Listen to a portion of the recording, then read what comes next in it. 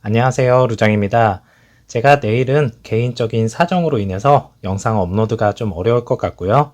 이제 드디어 파월 의장의 입에서 12월에 금리 인상 속도가 둔화될 수 있다고 밝혔고요.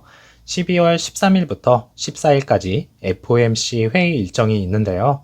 기준금리 인상 폭이 인플레이션을 둔화시키는데 충분한 수준에 접근하고 있다면서 75 베이시스 포인트가 아닌 50 베이시스 포인트로 인상이 될 것으로 내다보고 있었습니다.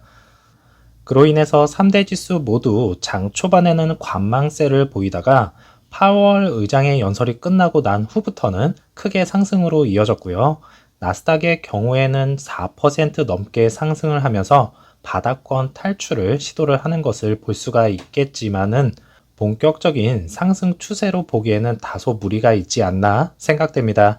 상승을 한 것은 좋은 징조이기는 하지만요. 연준 의장의 말 한마디에 시장에서는 환호를 하였지만은 이제 기업들의 4분기 실적 발표로 또다시 흔들릴 수 있는 장이 될 것으로 예상을 하고 있고요. 하지만 실적 전에 산타 랠리는 어느 정도는 이어갈 것으로 예상을 하고 있습니다.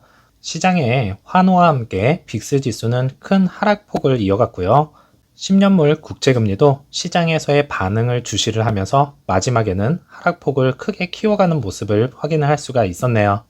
루시드는 플러스 3.89%가 상승을 하였고 애프터 장에서는 마이너스 0.49%가 하락을 하면서 다시 10불대를 유지를 하였습니다. 오더플로에서는 라지 스케일의 대량의 매도세가 나온 것을 확인을 할 수가 있었는데요. 일본봉에서 대량의 블록딜 같은 캔들이 나와주면서 의심을 하게 만들었습니다. 현재 루시드 그룹의 매각이 진행이 되고 있는 것이 아닌가라는 생각이 들고 있고요. 현재는 721개의 기관이 들어와 있는 것과 675개의 롱 포지션을 취하고 있으면서 71.44%의 기관 점유율을 확인을 할 수가 있었고 11월 29일까지 보고가 된 내용 중에서는요. 뱅가드 측에서 상당히 바쁜 움직임을 보여주고 있는 것을 확인을 할 수가 있었는데요. 미드캡에서는 지속적으로 계속 수량을 모아가고 있는 중이고요. 다른 곳은 수량을 어느 정도 덜어내고 사들이고 반복되는 것을 확인을 할 수가 있었습니다. 미드캡에서 지속적으로 매수가 들어오는 것을 확인해 보면은 무언가 진행이 되고 있기는 한 거는 같습니다. 이제 나스닥의 상승폭에 비해서 루시드가 상승폭이 적어져서 저도 개인적으로는 많이 속상하지만 이제 힘들 내시기 바라겠고요. 5명의 애널리스트들의 평가를 살펴보면 불리시가 2명이고요. 그 다음에 베어리시가 1명 이렇게 볼 수가 있겠고 에버코어 ISI 그룹에서는 프라이스 타겟을 12불인 것을 확인을 할 수가 있었는데요.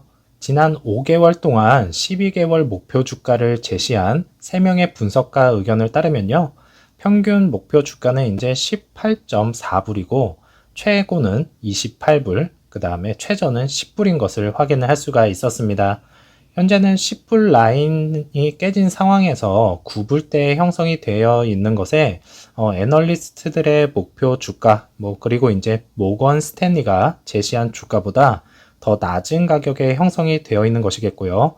이제 소수의 사람들은 5불을 갈 것이다, 이렇게 말씀을 하시지만 물론 주가란 아무도 모르는 것이기에 5불을 갈 수도 있겠죠.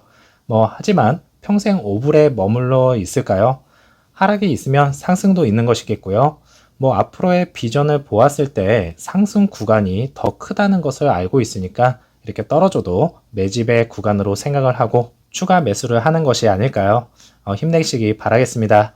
리비안, 루시드, 피스컨은 이제 메이저 플레이어가 될 것이다. 이렇게 말을 하고 있고요. 새 EV 제조업체는 다시 일어설 수 있는 쓸쓸한 불사조라고 이렇게 말을 하였는데요. 루시드는 경쟁사보다 작고 더 나은 출력, 중량, 그리고 이제 마일리지의 효율성을 갖춘 장치로 명확한 이 파워트레인 이점을 누리고 있다. 이렇게 말했고요. 또 저렴한 EV 부분에 진입을 하려는 계획은 이제 성공하려는 경로를 제공을 한다고 분석가들은 말을 하였습니다. 앞으로 이러한 기술력을 가지고 수많은 것을 할 수가 있기에 그래서 루시드를 더 투자를 하고 믿고 가는지도 모르겠네요. 루시드 모바일 앱에서 이제는 iOS 홈 화면 위젯을 지원을 하고요. 오늘부터 최신 업데이트를 다운로드하여서 사용할 수 있다고 합니다. 점차 소프트웨어 부분에서 진전이 있는 상황으로 추후에는 애플 카플레이까지 진행이 될 것으로 예상을 해도 되겠습니다. 폭스콘이 EV 공장을 위해서 사우디의 토지를 구입을 하였는데요. 이제 시어를 위한 전용 공장이 건설될 예정이면서 2023년 초에 공사가 시작될 예정입니다. 폭스콘 같은 경우에는 다른 전기 차량의 프로젝트의 경험을 활용을 할 수가 있으면서 MIH 형태의 전기 자동차용으로 특별히 개발된 플랫폼도 보유를 하고 있지만 시어 모델이 MIH를 사용할지 여부는 아직 확인되지 않았다고 합니다. 아직까지는 시어에 대한 알려진 바가 많지는 않습니다. 하지만 2025년에 중동 및 북아프리카에 판매가 될 예정이면서 이제 세단과 SUV로 진행될 예정이고요. 가격은 지정되지 않았습니다. 이렇게 이제 보았듯이 중동 및 북아프리카에 판매를 한다는 것은 유럽과 아시아 등 여러 곳이 판매가 아닌 것으로 보았을 때요. MENA 지역을 선점을 하겠다는 것인데요. 현재 많은 제조사 차량들이 저가형 모델로 유럽이나 아시아 시장 선점을 하는 곳을 피해서 판매를 하는 전략으로 해석이 되겠고요. 그러면 이제 시어라는 차량이 특별한 것이 있어야 할 텐데요. 그것은 이제 지난 영상에서도 말씀을 드렸듯이 주행거리가 가장 긴 차량을 선보일 것인데요. 가격적인 측면과 효율성으로 보았을 때 아무리 생각을 해봐도 루시드의 배터리 기술력 밖에는 생각이 들지 않습니다. 루시드의 배터리 기술은 이제 적은 셀 용량으로 인해서 더 긴 주행거리를 제공을 한다는 것을 알고 있기에 시어의 제품에 대해서 안성맞춤이 아닌가라는 생각이 들고 있고요. 그러면 루시드 그룹의 최초의 포뮬러 E1에 납품하는 배터리를 빼고 나서는 차량 생산에서의 매출이 아닌 다른 곳에서도 매출이 발생을 한다는 것이겠고요.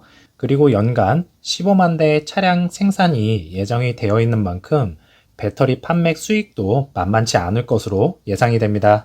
그러면 루시드의 차량에서만 발생하는 매출에서도 2025년 주가 흐름 예측표에서 볼 수 있듯이 80불이 형성이 되어 있는 것인데요. 흑자 전환 예측 시기가 2025년인 만큼 배터리 판매로 인한 매출이 발생을 한다면 앞으로의 주가 차원에서 더 높게 형성이 될 수 있겠다는 생각입니다. 개인적인 욕심은 여기에 0 하나가 더 붙였으면 좋겠네요. 2025년 먼 미래도 아니고요. 이제 최대로 잡아도 3년 이내에 모든 것이 결판이 날 것인데요. 그 안에 루시드 그룹의 성장이 어디까지 이루어냈을지 궁금합니다.